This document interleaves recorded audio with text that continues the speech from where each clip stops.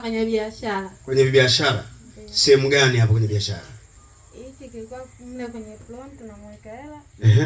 Kakifunga kwenye mti. Hicho kwenye mti. Ndio. Yaani tueleze kimefungwa kwenye mti, na mti ambao umesimama na watu wanakaa hapo au inakwaje? Pastor Moses, naomba tushikie mic.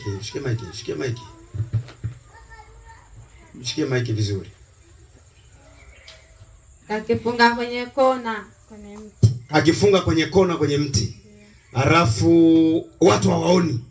Ndio. Na hakuna anayeona. Na nyinyi mlikuwa mnakiona kabla hapo? Ndio, tulikuwa tunakiona hatukujua ni nini. Hamkujua ni nini. Lakini baada ya kutoka kwenye maombi siku ile ndio ukaenda kugundua. Ndio. Ukajua ni nini. Ndio. Na hiki kingine kilikuwa kimekaa kwenye nini? Kwenye ploni. Kwenye ploni ambako kwenye pesa. Ndio. Sasa mmeweka kwenye pesa. Pesa ilikuwa inapatikana haipatikani? Pesa ilikuwa haipatikani. Ndio.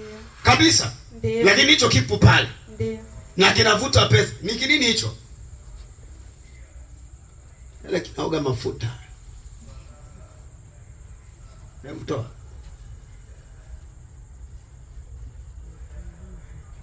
Ni ilizi ambayo imepakwa na mafuta. Kimeshonwa kabisa. Kwa hiyo hii hapa ndio ilikuwa imekaa kwenye hela.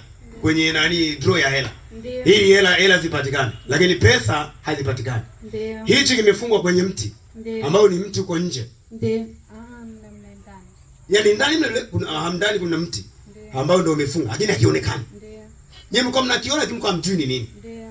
Na hiyo haya mafuta akitaka kutoa. Toa, weka chini. Toa hivi, weka chini. Hayo. Haya mafuta akiwa anataka atoe jungu nje, anapaka usoni na mikononi. Yaani akiwa anataka kutoa kile chungu cha biashara, chombo cha biashara, si ndio? Kwenda nacho nje. Ndiyo. Lazima apakae kabla ya nini? Hajatoa. Ndio. Baada ya hapo mkachukua mkaleta huko. Mlikuwa wewe na nani? Na Esther njoo. Acha Esther haje. Esther, simama hapa. Hebu tueleze kwa uso haya mafuta. Kwanza kile mwenzio amesema alikuwa anakiona kwenye mti. Na wewe ulikuwa unakiona? Ndio. Weka mic vizuri tu. Toa sauti. Ndio. Ulikuwa unakiona na wewe? Ndio. Lakini ulikuwa hujui nini? Ndio. Siku ile nilivyoongea hapa kama mtaenda kuona. Si ndio? Ulipofika nyumbani pale ukaona. Ndio. Ukasema na hayo mafuta akiwa anataka kutoa jungu nje, anapaka usoni. Au hafu huko anaongea, kuna maneno anaongea. Yaani anajificha. Anajificha kati anaongea. Ni nani yako huyo? Dada yangu. Ni dada yako? Ndio. Akitaka kuchukua jungu, anataka kutoka nje. Anajipaka usoni, mkononi ndo anatoka na jungu. Ndo anatoka napo. Ndio. Lakini mlipobeba mkaleta ikawaje huko nyumbani? Hakukuwa na kesi? Ilikuwa kesi. Kesi ilikuwaje? Alifoka. Akasema anataka mafuta yake na vitu vyake. Ndio. Yeye mkamwambiaje? Tukamwambia si hatujachukua. Piga makofi mengi na vigelegele.